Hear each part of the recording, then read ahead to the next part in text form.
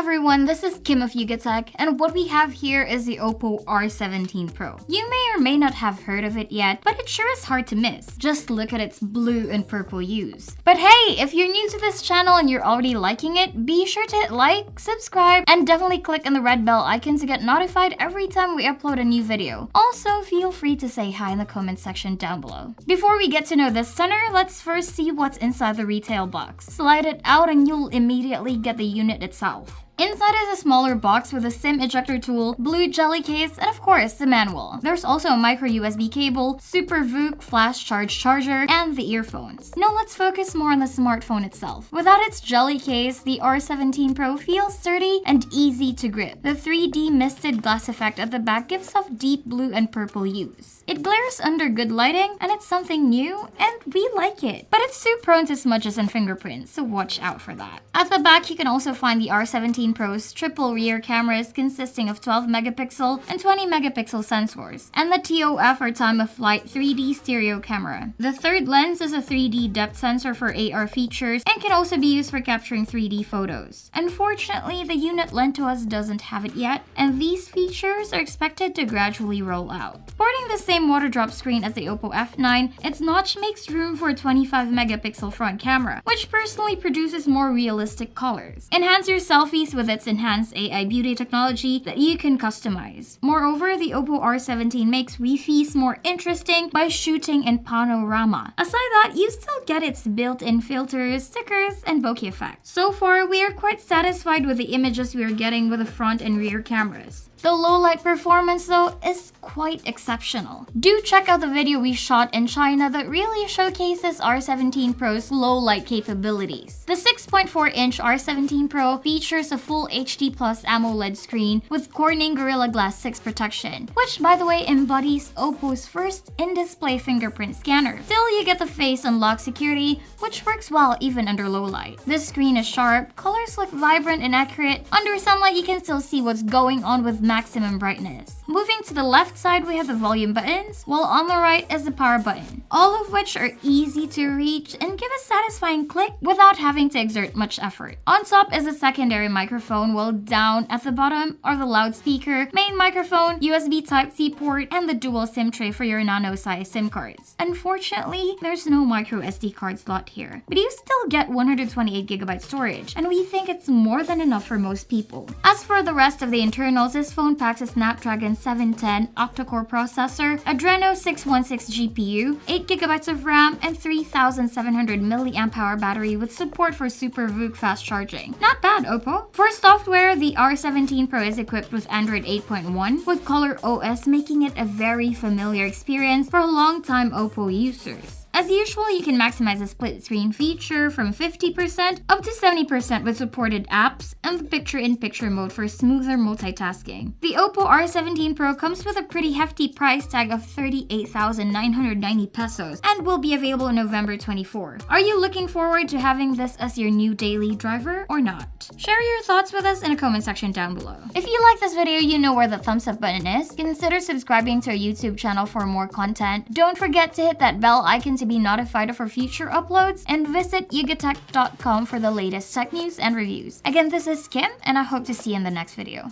Bye!